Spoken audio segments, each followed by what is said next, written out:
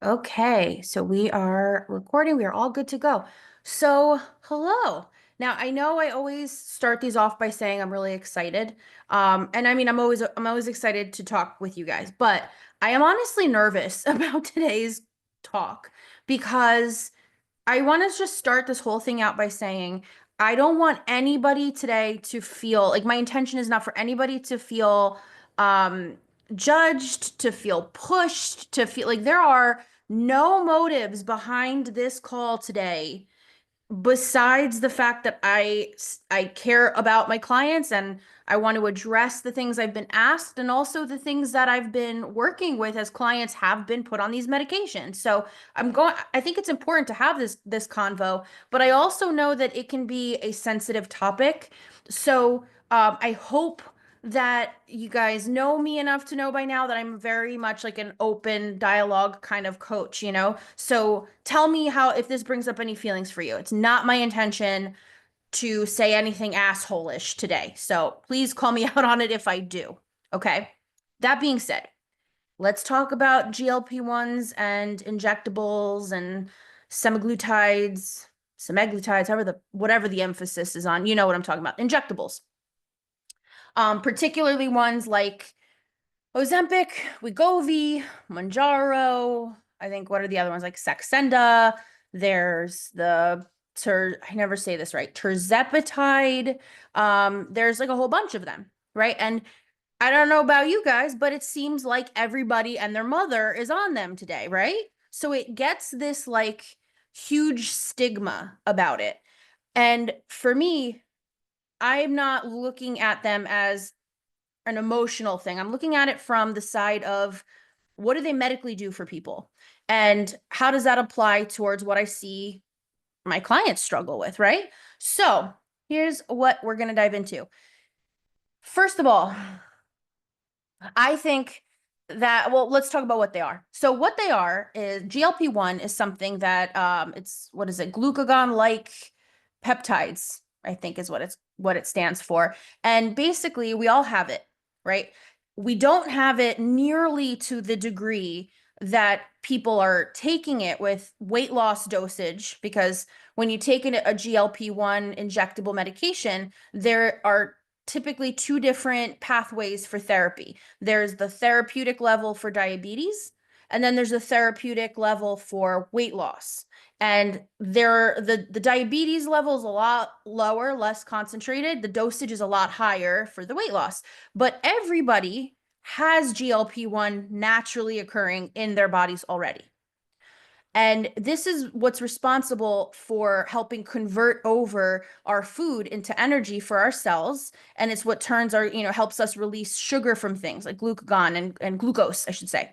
So, in doing that, when you increase the amount of GLP-1 in the body, you delay digestion and you delay stomach emptying. This leads to people having a big restriction in appetite a lot of times, not all the time, but a lot of times. And also, there's been different studies coming out. It's hard to keep track of all of them and who's putting them out, what's what out there, because there's this sudden burst of information everywhere about them.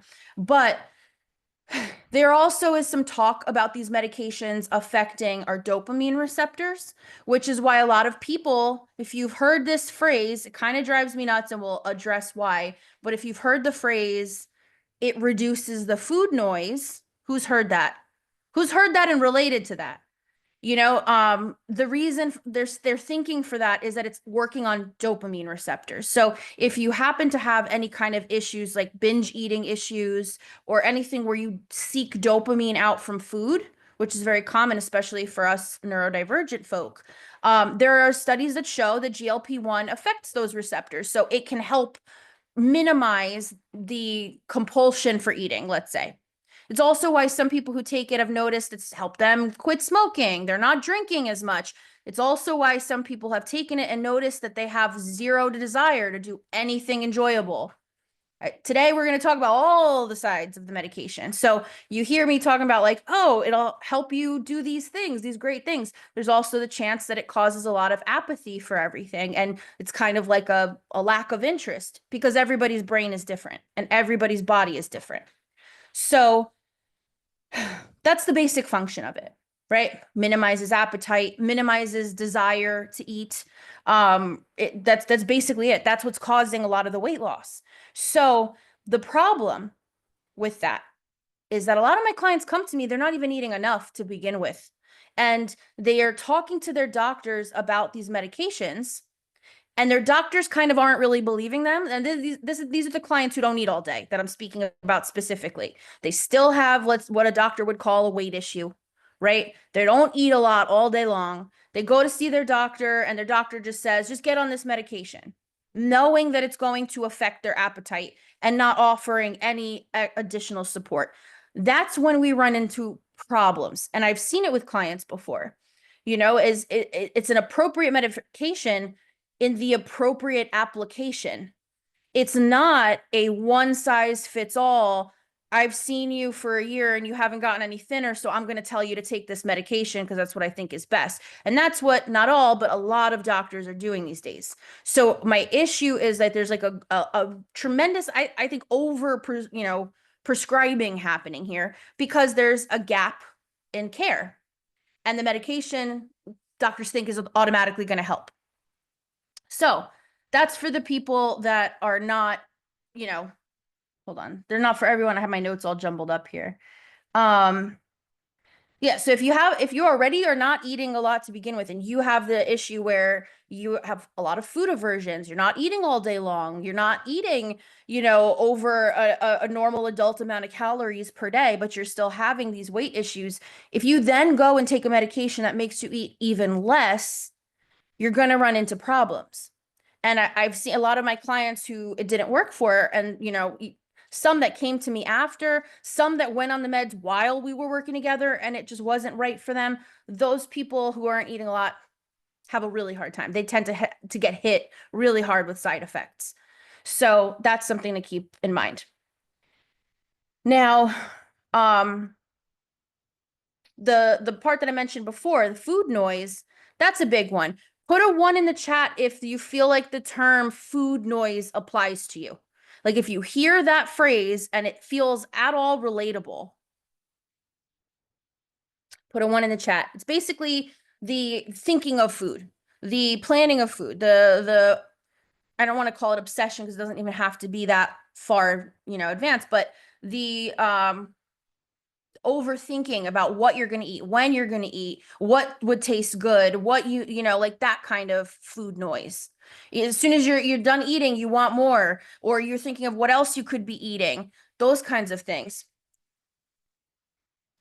Becca, good point. Thinking about not eating is also a type of food noise, but I think the biggest thing with these medications are for people who struggle with food noise in terms of like that.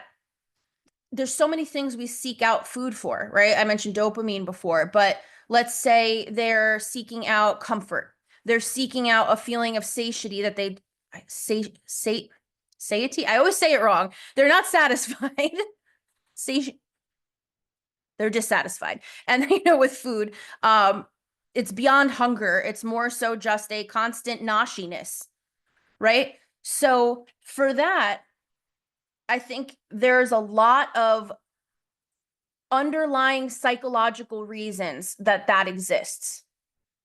And I think that while the medication is a really good tool for people who deal with that food noise a lot, because it allows them to silence that part that lets them do the work that's necessary to rebuild that relationship, I think that needs to be the focus. And that's what I think a lot of people are missing about including this therapy in their day to day, and like a doctor just prescribing it is sure, maybe like it'll help the food noise, right? Because you have no appetite. It's things are just not as exciting, right? Like you're not driven by the need for this food. But if you're not working on the emotional component of the food noise, of the binging, of the not feeling in control around food, if that's not what you're working on while you're on the med, you're going to be screwed when the med's gone because you're not giving yourself any tools to help compensate with that. So you get what I'm saying? Like the medication can be great for giving you the room to do that because you don't have to combat the food noise as you learn to work through it, but you do have to learn to work through it. That's that caveat, you know? It goes hand in hand. Let me see in the chat what you guys are saying. So you got a bunch of ones here. My question would be, is it something you could use short term to help lose a little weight, then quit and continue to try even more, perhaps? Like even more, like even movement for me is hard between illnesses, but also because of my size. I don't know if my text makes sense. Yes, it does. So, and I'm glad you sent it. So, I think the thing is though, you have to look at what it's doing for you to lose the weight. You know, like if you take it for a short period of time and you think of it as a way to, I'm just not going to eat as much and I'm going to lose weight, that is not sustainable. When you come off of them, that thought process is not sustainable. So when you come off, a lot of times people get hit, like it hits like a wall. All of a sudden, the flooding back of like the food noise, the confusion, and they're at a much worse spot. And then they tend to gain all everything back plus some because the issue, I'll get to it more in a minute, these medications have been shown to cause muscle wasting. So if you lose lean muscle as part of the weight that you're losing and you don't have an appetite, then you come off the meds, let's say in the short term, then you will have less muscle, which increases metabolism. You'll have less muscle, which helps insulin sensitivity, and the weight will just come back.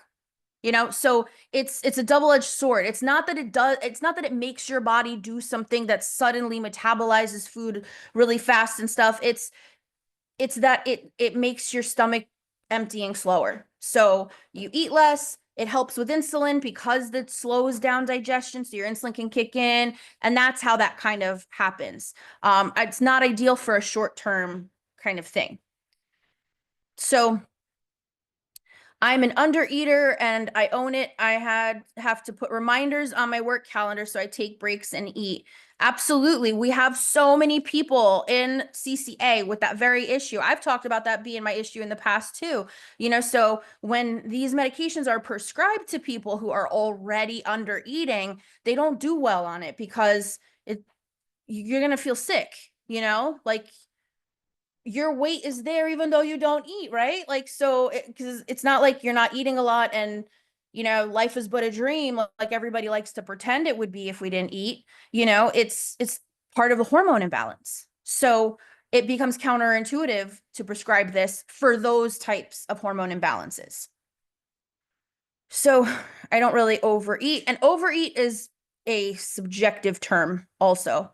My autism tells me that there are set meal times and I have a hard time eating outside of those times, yet somehow I've been overweight my whole life. See? And it's not because you sit around eating chocolate all day. Wouldn't you know? You know, like go figure. Like these are real actual issues. These are why we have hormone imbalances. You know, like this is working through the rigidity of times and how that coincides with life, and all of those issues are never going to be fixed from a medication. Even if a med will help with other things while you can focus on that, it has to be that thought process that it's like part of, if somebody does go on these meds, it would have to be something that fits in their puzzle, you know? And that's not the case for everybody. So this makes sense. What are you reading here? This makes sense. I know nothing about these meds, so that's why I'm asking. I just killed to lose 20 pounds, not even for appearance. That's the important part. But just so I can move, feel better, right, move better, feel better. And I agree with so many folks in the chat about being autistic. I have to remind myself to eat, if anything. Exactly. And I really, you know, if you remember last week, the Zoom with the body image one, like you can feel in your body, it is harder when you're carrying extra weight. That's just a given, you know, like you're not, there's a lot more obstacle in the way, right? Like things hurt more, you know? So I get it. And I think that the strong desire to feel better is why a lot of people will just take it at face value. They see everybody else is getting all these amazing results. It might be the same for me. It's understandable. but it's also important to know all sides of it if that's not what happens, or if you happen to not do well with it, that it's not a one size fits all. It is not the quote unquote easy way out that people make it out to be. Like, sure, maybe Kim Kardashian taking it for award season. Yeah, that is 100% the easy way out. That's wrong.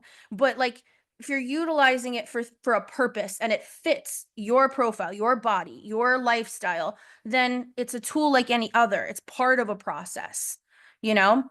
Um, and this is me saying this as someone who's not like, I'm not huge on supplements. I'm not huge on meds, but I also don't shame those things. So I think it's important to look at all sides. Um, let's see. My new way of eating for the past couple months has really helped me actually with the food noise. Exactly. That's the thing. There are so many ways to attack that food noise and to help it that are not medication based, So, some people need the meds to help them do that, and some people don't need the meds and they can accomplish that without them. You know, that's why I hate when people are like, it's a cure for food noise. It's not a cure for food noise. It's a tool for food noise, you know? I feel like I have more food noise now because I'm more conscious of what I'm eating versus before CCA and meds because I'm more aware of what is better for my body to eat slash process. Whereas before I was just eating whatever I wanted and overate because I didn't have awareness about my food, and it doesn't feel like noise even now. That's a little bit different. I love that. Like I think noise and awareness are a little bit different because noise kind of is like an uncontrollable force. It's just an overstimulating, just all around. But I like what you said about awareness because awareness is important. It's exactly why those medications for the right people can be helpful for that reason. Once you know that, like, hey, I'm using this to progress in how I feel, you know? Um, so yeah, I think the difference, it's important is to think about it as like we're not supposed to be on this planet to be a certain size that everyone considers attractive, right? Like you can be attractive at every size. Like having the aesthetic value is really important, right? But if you go into taking these medications as, and I'm not saying anyone's doing this, but as an aside from the comment that I saw, if you're going into this aesthetically driven, the chances of it being something that will screw you over later on are a lot higher because it's skimming over all of the other reasons why we feel we need that weight loss for aesthetic value. Because like what I was saying with the body image Zoom, the goalpost will always move. If you go into it that way, it'll never quite be enough. It'll be like, they say you get like blonde blindness where like people are like, I'm never blonde enough, even though they're like bright white hair. It's kind of the same thing. It's all perception where when is it good enough, and once it's not the weight, it's the skin. And like there's just so it's so important to not take these medications solely for aesthetic purposes because what might feel better in the short term will absolutely have strings in the long term, you know? So I don't want to get too sidetracked. Let me get back to my notes and then send anything in the chat and I will reference back. So let's say, okay, protein and muscle building. Like I mentioned,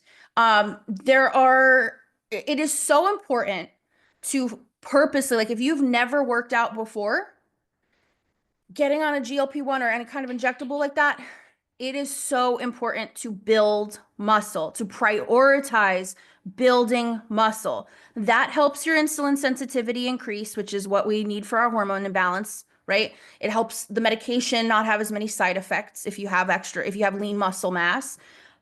It helps with energy levels. It helps everything. I mean, you need lean muscle to exist, basically. So you need to focus on building that lean muscle because a lot of the weight that people are losing when they have these big numbers that they're so excited about, a lot of it is muscle.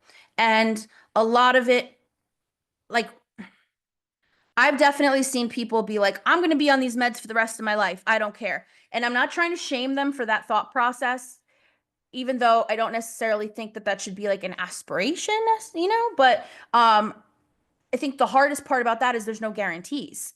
We don't know if this is always going to be available. We don't know if anything comes out down the line where maybe there are a lot more complications and people can't be on them so long term. There's an unknown, you know? So you want to plan for the day that you wouldn't be on them so that if God forbid, let's say that happens out of the blue and you can't prepare for it, you don't feel like you got the rug ripped out from under you.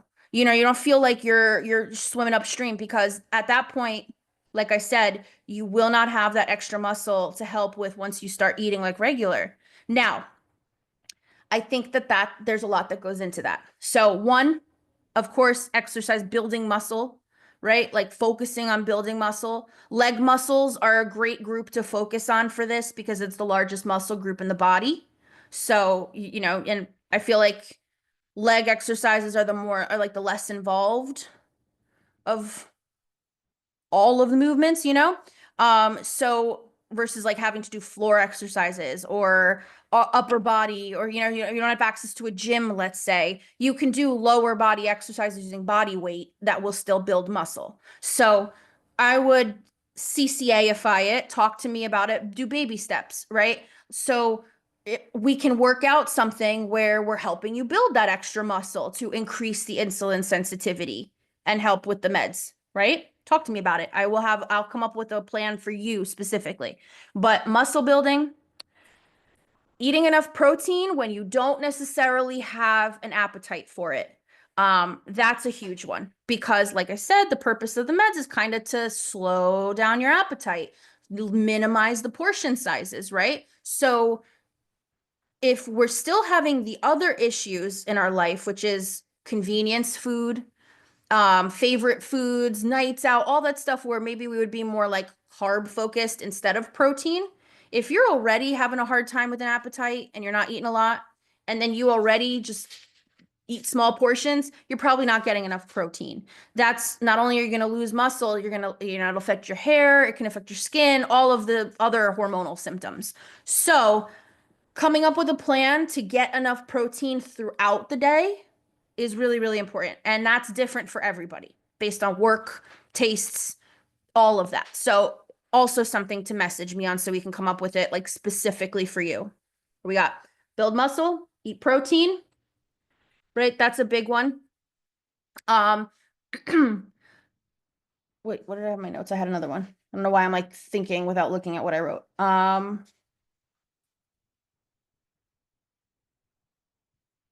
Oh, I guess that's it. Build muscle, eat protein. And those are big obstacles. I feel like people like us kind of struggle with that even without the meds. So, especially given taking the meds, I think it's important to maintain um your muscle mass. So, let's see. Then here's the caveat, right? Not everybody who takes these medications sees a ton of weight loss. You might see your blood sugars are better. You are seeing that you're feeling more energy, because your blood sugars are better. You're seeing that maybe you don't have as much, I don't know, stomach issues. I've had clients who notice they have less diarrhea, like there's a lot of different things, right? So I just want you to be prepared too, because I think online there's this rose-colored lens perspective of these medications and the people that are losing weight from it, where they're like, oh my God, life is but a dream, right? Like, because I lost all this weight, but anyone who says, hey, I'm not losing weight, you see them in the comments. People are immediately dismissive of these people. You're not doing it right. You still got to eat well. This isn't just an easy fix. Like they get attacked for saying, I'm not noticing weight loss on this, but it happens all the time. It happens all the time. You just don't hear about it because of that reason. You see a lot of the highlight reels, right? And you see everybody on this euphoric high because their entire life is better now that they're thin and they can wear clothes. Again, those people are going to be screwed come the time they come off this med because it will happen, right? So keep that in mind. It's that for as much good as these medications can do and help with, it is directly hitting at society's idea that everybody would be better thinner. everybody would look better thinner, everybody would be more valuable thinner. And that's just not true. That's setting a dangerous standard. So I think it's really important to go into it not anticipating weight loss, anticipating an easier go of the things you're already doing for your lifestyle. So, um, and listen, there are side effects, right? There are, like I was saying earlier, like I know plenty of people who do not have side effects. And unless there's someone out there who can take Tylenol and it affects them, right? So everybody's different. But I think it's important to focus on the fact that you need to make sure there's no one in your family who has a history of thyroid cancer. That's a really big risk factor for these medications. You need to make sure there's, no be able to make sure there's no, but be aware that if there's anybody in your family that's got gallbladder issues, that can also be a problem. These medications can cause a lot of gallstones and gallbladder issues. Anybody in your family with any kind of gastric emptying issues like gastroparesis, that's something that you need to discuss with your doctor as well. Because there is a risk. Gastroparesis is when the stomach becomes paralyzed and food does like the little sphincter thing that moves what is it, the duodenum that moves the food down out of the stomach becomes paralyzed, and it's a horrible illness. My sibling has gastroparesis, just naturally, like luck of the draw, and it is horrible. So that is something, if you start feeling if you're taking these meds and you start having issues vomiting a lot, if you start having some side effects where you're extremely nauseous, that is a sign you might be at risk for gastroparesis. So that's something to keep in mind as well. There's been some studies that came out that it can affect eyesight. So if you have anybody in your family that has any kind of issues with eyesight, or if you have issues with eyesight beyond like you need glasses, I mean like what is it called? Like macular degeneration, like stuff like that. Um, I forgot the other one. There's like a detachment of like the retina or whatever, optical nerve issues, anything like that. You need to talk to your doctor about that. I'm trying to think what other side effects I have here. Yeah, I mean, there's been a few others that I've heard about, but they're, like I said, people can react to Tylenol. You never know. And it comes with an insert, so read it. But aside from that, it's just something to keep in mind that if you start having symptoms and side effects, don't just gaslight yourself and be like, I have to grit through it. Talk to your doctor. Maybe you need a slower dosage taper. Maybe you don't do well at a certain level and you need to come down and take it slower. Work with it. Don't let it be that you feel like it's not a one size fits all, you know?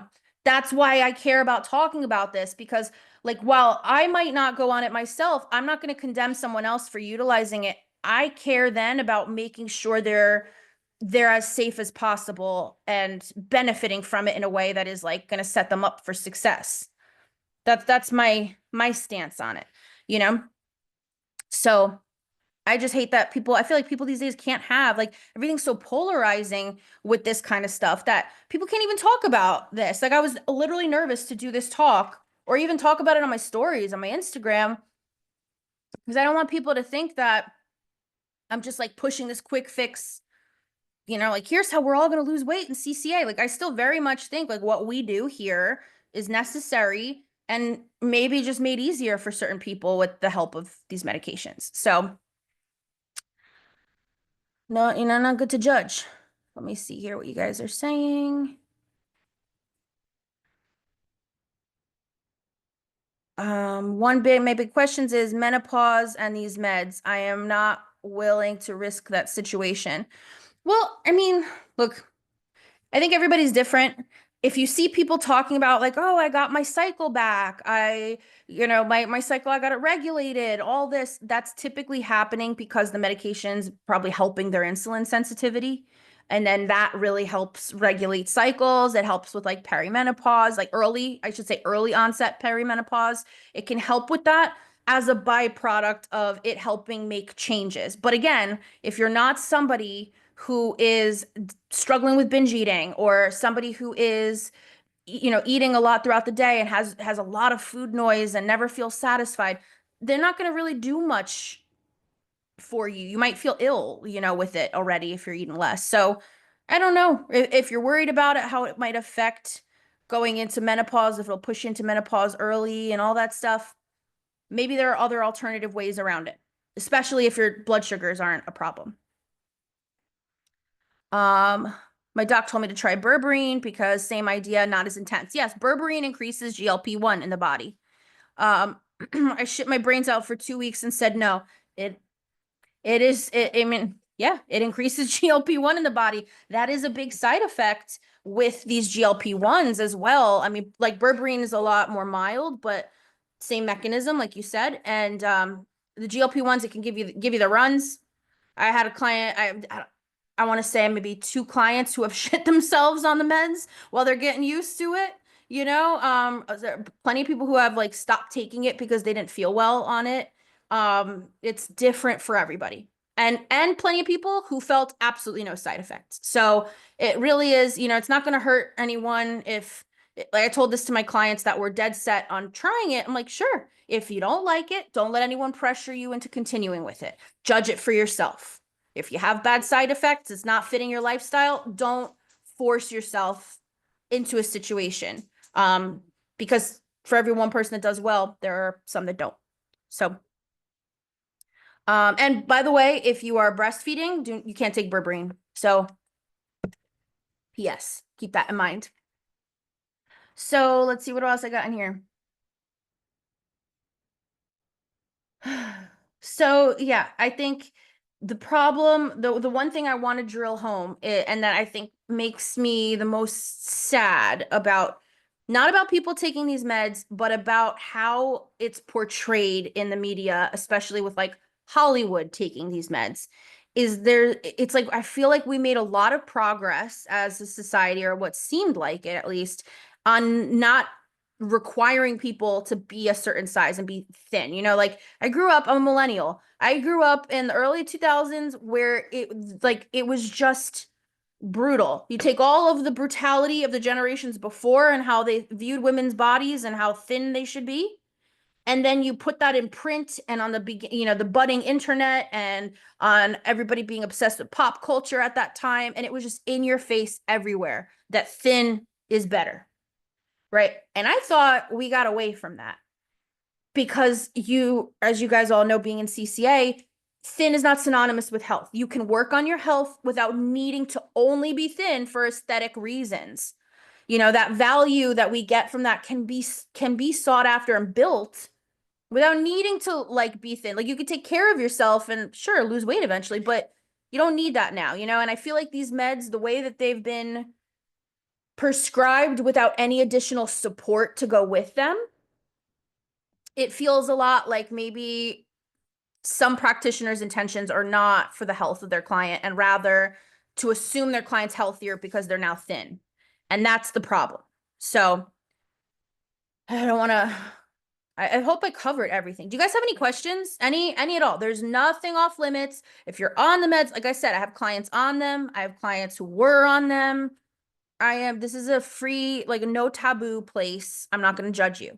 But anything you would want me to elaborate on or perspective on anything, tell me in the chat. I haven't really even talked about this stuff. So like I told you, I was like anxious. I'm like, I hope I don't upset anyone. Have you seen a difference from compounded pill form versus injections? I noticed that a lot more people are not, I don't want to generalize. It's incorrect. A few of the clients that I've talked to and a few of the people like my Instagram followers and stuff that I've talked to who have been on the pill version said that they don't see it's not the same like in terms of intensity, and they had a higher chance of like stomach issues because they have to take it orally. So I know someone with colitis who took it, it threw them into a huge flare and not good. And then injections, they say you should rotate your injection spots. I mean, I guess that's the case with any, like, I have to do that with insulin, let's say. When I would take injections, I couldn't go in the same spot. So makes sense.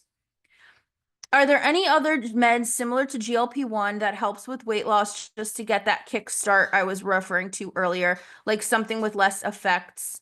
Probably too good to be true. To an extent, it is like too good to be true, but something that I am going to be doing that I'm really interested in. I'm gonna obviously I'll show you guys along the way. I didn't want to bring it up because I don't want you guys to think I'm like pitching it or anything, but on Instagram, a company called Hone Health reached out to me and they were like, we want to partner up with you. We want to put you through our process, have you share the journey with whoever and go from there. So what it was is I ordered like a bunch of labs, or they ordered it basically. It's like, I think what 48 biomarkers get checked. It's really cool. They call it into LabCorp or Quest or wherever you go.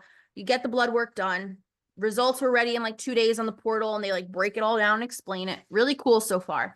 And then I booked an appointment with their doctor and their doctor was really chill. I was about to be like, let me tell this off about weight. If he comes on the computer and starts talking to me about some bullshit like you need to lose weight, I was so ready. I was so ready because I don't know this dude. And he was so cool. He was just like, hey, like, let's just talk about it. Do you see your labs? Do you have any questions? And then through talking, I had done my own research. One of the things they offer is something called NAD plus, something like that.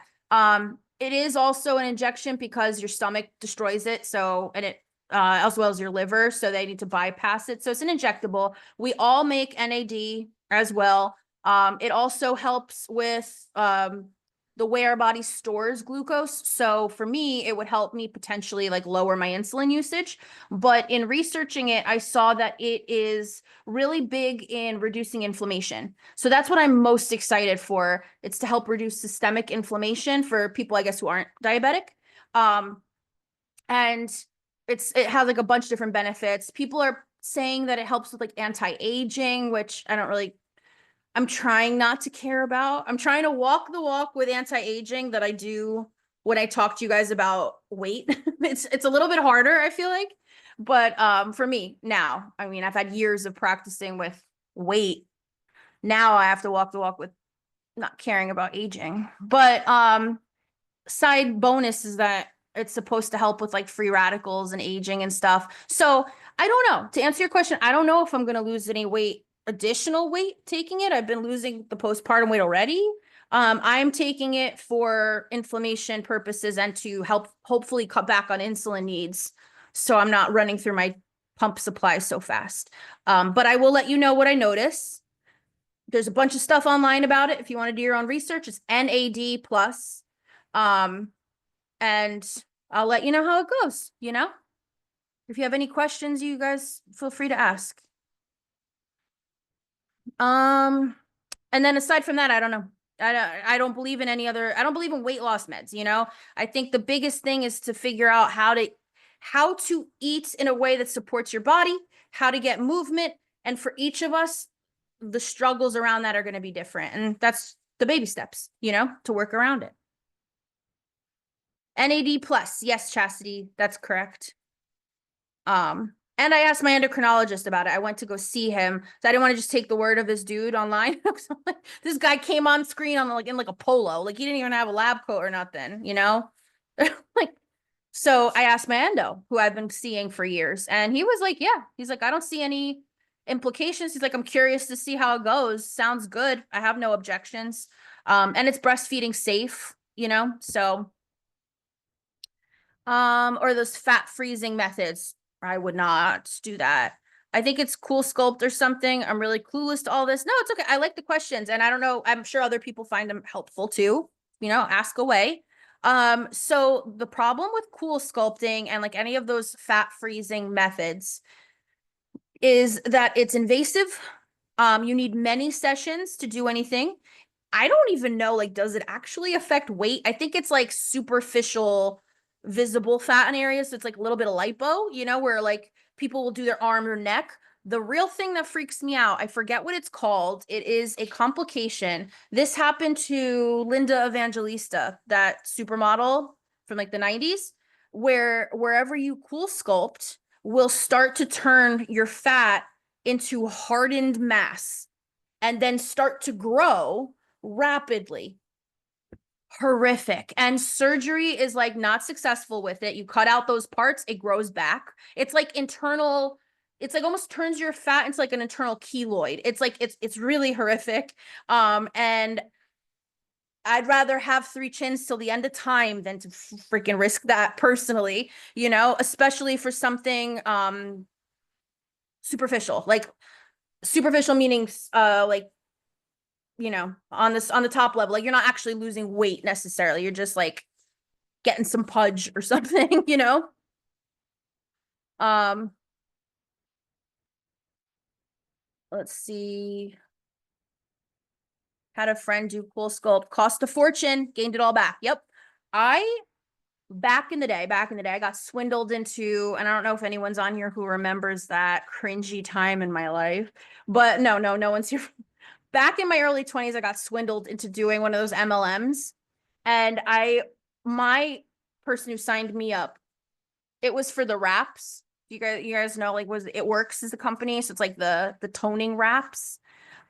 My upline got cool sculpting and was telling everybody, look at my before and after from the wraps. And like, I knew, like, she told me that she was like going and getting cool sculpting. And I'm like, you little shit, you know? That was the beginning of the end. That's when I was like, I don't want to do this anymore. I just want to coach people. And it led to me coaching people. So, they make you eat very little and wait and walk forever. For the cool sculpting, it's just gimmicky, and it's super expensive. Same thing with that injection. What the hell is that called? Oh my God, I'm forgetting it. It's like an injection that apparently over time eats fat. People will do it under their chin a lot. I think Khloe Kardashian talked about doing a lot of it. I can't believe I'm forgetting the name. Makes you look like a bullfrog for like 2 months, and then it's possible that that doesn't go down because it literally, like, the swelling is insane from it, and people are like, in a couple months it'll be more sculpted, and it's painful and like $800 a shot. It's crazy shit. All right. Hard fat, yeah, my friend did it on a C-section scar and it's flat but weird now. It's so sad because this is why I always say, when aesthetics is the driving factor, we screw ourselves over. Health, focus on your health and focus on finding a process there that's doable and realistic. And if you need the assistance of these tools, of these medications, there's no shame in that, but it should never just be aesthetic driven. We fuck ourselves over. Okay. I feel like I'm going to repeat myself 17 more times if I stay on here. So I want you guys to know it's a safe space. Please text me. Please talk to me one-on-one about how you feel with these things if you need to, if you have any questions. And I hope that this was helpful. I hope that this didn't come across as fear-mongering. I want everyone to know. Kybella in the chat. Thank you. That's the freaking one. That's the injection I was thinking of. But anyway, if, no shame towards anybody. I'm here to support. I'm here to help. And I hope that this didn't come across overtly negative. Okay? So, love you guys. I'll talk to you soon. Enjoy your night. Bye.